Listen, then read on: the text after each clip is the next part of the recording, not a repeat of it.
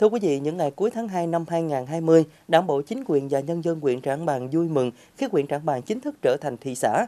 Theo nghị quyết số 865 ngày 10 tháng 1 năm 2020 của Ủy ban Thường vụ Quốc hội khóa 14 về việc thành lập thị xã Trảng Bàng và các phường xã thuộc thị xã. Trong đó, thị xã Lộc Hưng là một trong 6 xã được giới thiệu nâng cấp lên phường sau khi đã hoàn thành xây dựng nông thôn mới vào năm 2016, cũng như đáp ứng đủ 4 tiêu chí về diện tích, dân số, cơ cấu và trình độ phát triển kinh tế xã hội, hệ thống cơ sở hạ tầng đô thị theo quy định. Trong chương trình thông tin từ cơ sở kỳ này, mời quý vị và các bạn cùng theo dõi phóng sự sau đây.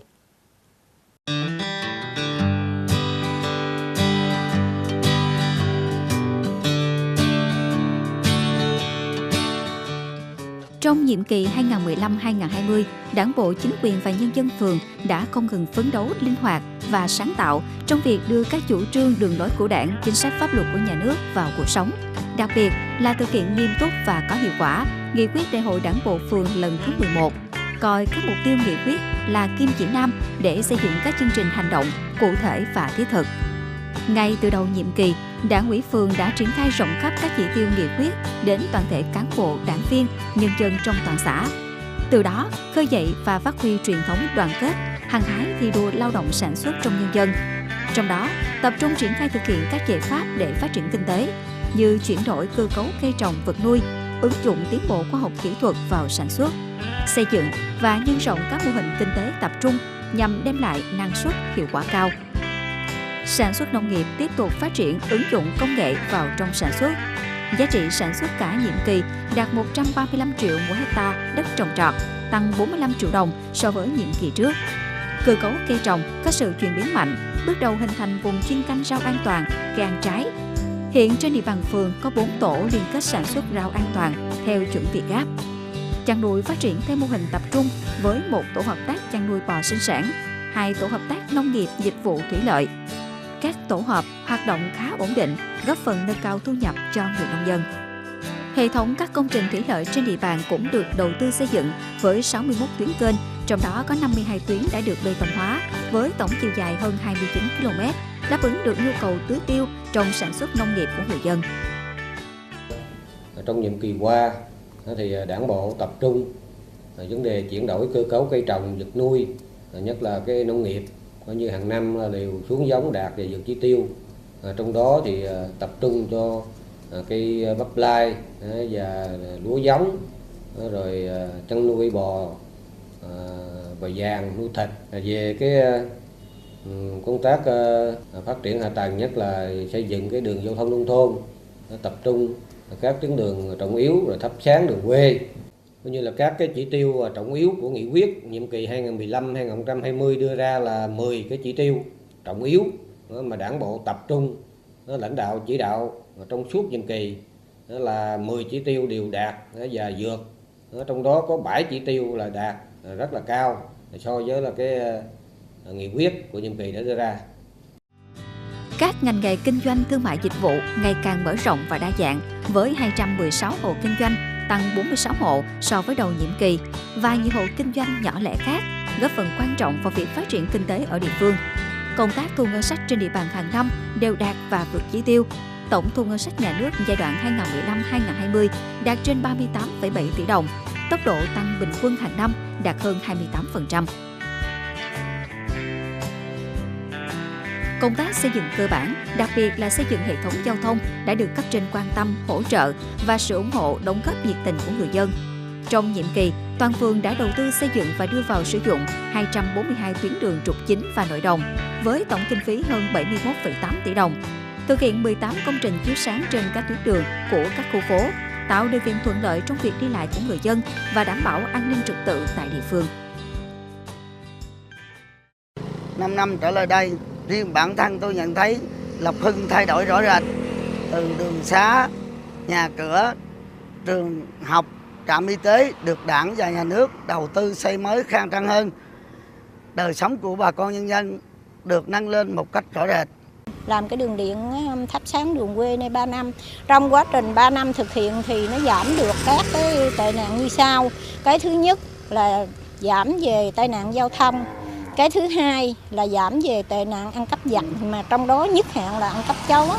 mà từ ngày 3 năm sử dụng điện tới giờ thì cái tệ nạn cắp chó là hết. Cái thứ ba đó là giờ này giảm được cái tệ nạn là thanh niên choi là lại ngay cái Đồng Mã này tụ tập hút chích. Giờ có đèn sáng rồi thì cái đám đó giải tán. Chất lượng phong trào toàn dân đoàn kết xây dựng đời sống văn hóa ngày càng nâng cao, duy trì 12 trên 12 khu phố đạt danh hiệu khu phố văn hóa. Hàng năm, toàn phường có hơn 89% hộ đạt tiêu chuẩn gia đình văn hóa, 100% cơ quan trường học đạt chuẩn văn hóa, 100% cơ sở thờ tự đạt chuẩn văn minh. Các phong trào thể dục thể thao được duy trì, tham gia nhiều giải do cấp trên tổ chức và đạt nhiều thành tích cao. Tỷ lệ người dân tham gia luyện tập thể dục thể thao đạt trên 80%. Công tác an sinh xã hội cũng được chú trọng, các chế độ chính sách chăm lo đời sống cho các đối tượng chính sách, người có công, đối tượng bảo trợ xã hội, hộ nghèo được quan tâm thực hiện đầy đủ kịp thời. Trong nhiệm kỳ, đã vận động Mạnh Thường Quân trao tặng hơn 6.300 phần quà cho các đối tượng, tổng trị giá trên 2,3 tỷ đồng. Vận động quỹ vì người nghèo trên 2,1 tỷ đồng, quỹ đền ơn đáp nghĩa trên 1,6 tỷ đồng. Tổ chức xây tặng 16 căn nhà tình nghĩa, 64 căn nhà đại đoàn kết cho các đối tượng. Nhờ đẩy mạnh phát triển kinh tế xã hội, đời sống nhân dân đã được nâng lên rõ rệt. Đến nay, thu nhập bình quân đầu người ước đạt 65 triệu đồng một năm, tăng 26 triệu đồng so với đầu nhiệm kỳ. Các chính sách chương trình quốc gia về giảm nghèo bền vững được thực hiện có hiệu quả. Trong đó, chú trọng thực hiện nhiều giải pháp về ưu đãi vốn vay, hỗ trợ vốn khởi nghiệp như vay vốn giải quyết việc làm, nước sạch, vệ sinh môi trường, học sinh sinh viên, với tổng dư nợ hơn 28,8 tỷ đồng cho hơn 1.500 hộ vay. Qua đó, đã giúp đỡ tạo điều kiện cho các hộ vươn lên thoát nghèo. Trong nhiệm kỳ, đã giảm 9 hộ, từ 42 hộ xuống còn 31 hộ. Tỷ lệ hộ nghèo hiện tại còn 0,65%. Tôi cũng nhờ nguồn vốn của chị em Hội Phụ Nữ Lộc Hưng giúp đỡ cho tôi buôn bán nhỏ lẻ. Chị em phụ nữ Lộc Hưng cũng đã giúp cho tôi nuôi được con bò, nay cũng đẻ được 2 con, cho tôi phát triển làm ăn, kinh tế gia đình cũng đỡ hơn, khá hơn.